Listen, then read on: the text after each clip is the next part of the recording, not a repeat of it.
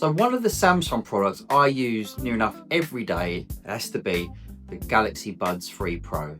These have not left my side over the last 12 months. So when they were first released, we were promised better active noise cancellation, better battery, and we also got a new design which sort of looked very similar to AirPods.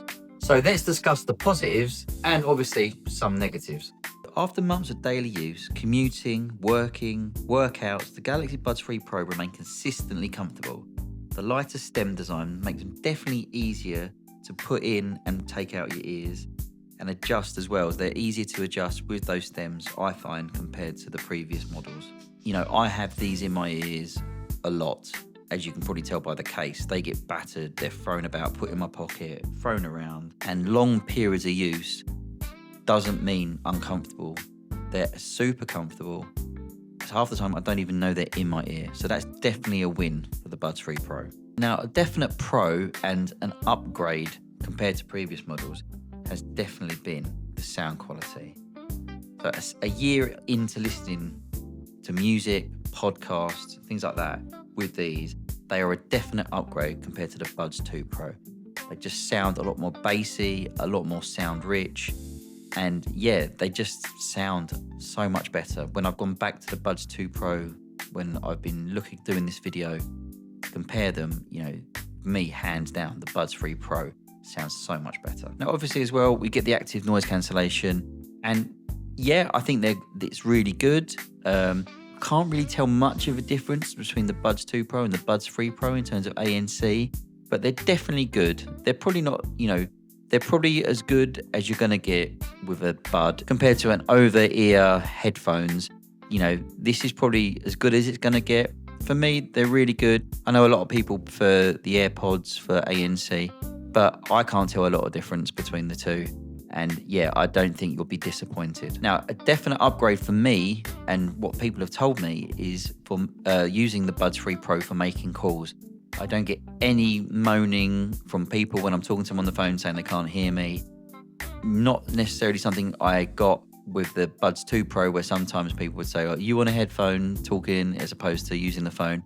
So this is definitely a big win for me. And of course, probably the biggest advantage of using the Buds 3 Pro is if you're in the Samsung ecosystem, these work seamlessly. They instantly connect to your phone. The setup is super easy, and you just don't have any problems between switching devices. If you've got a tab, a phone, if you've got a Samsung laptop, they just switch seamlessly. And again, this is where we're talking about ecosystem, and this is definitely where, for me, Samsung have upped their game in the last couple of years. That they've made a big push to obviously rival the walled garden that Apple has with all their products. Samsung are definitely caught up. Now, obviously, I've just listed off some real big pluses for using the Buds 3 Pro, but the biggest letdown for me has definitely been battery life with these. Now, coming from the Buds 2 Pro, where the battery life seemed to last forever, the Buds 3 Pro definitely bring up that low battery warning on my phone a lot quicker.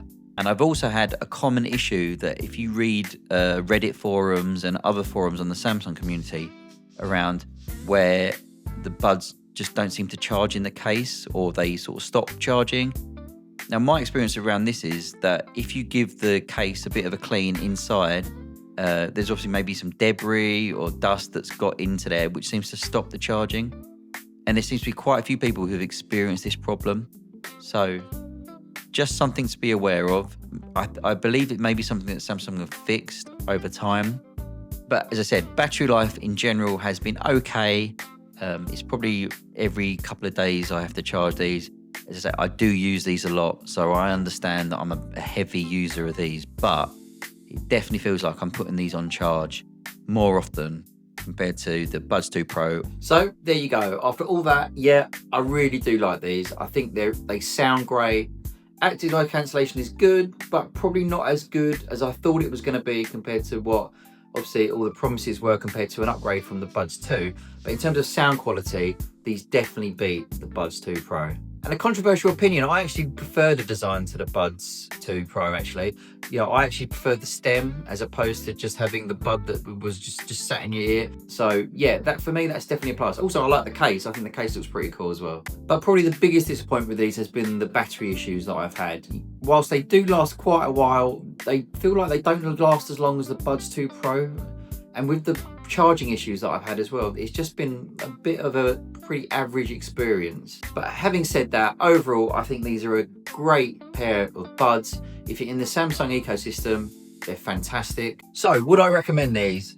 Absolutely. And do you know what? Probably one of the biggest reasons is if you go on the second-hand market, and they're not even going to be second-hand, they're going to be brand new, sealed. If you go on marketplaces like eBay and places like that, you can pick these up for under £100, probably $100 wherever you are. And for that money, they're insane value. But the one thing that would put me off potentially buying them in January 2026 is the fact that we've obviously got the Galaxy Unpacked event likely to be happening in February, with the Buds 4 Pros being rumoured to be released. So it may be worth just hanging back slightly if you're thinking of picking these up, just to see what the Bud 4 Pros bring. However, if you can get these for a ridiculously low price, sealed and boxed, then I would highly recommend these, because I doubt there's going to be that much groundbreaking difference between these and the 4s. So thanks for watching. Please like the video if you've enjoyed it. Please subscribe to the channel for more Samsung and smartphone content that's going to be coming up over the next 12 months. And links to everything that's been featured in the video are down in the description. Until next time, cheers.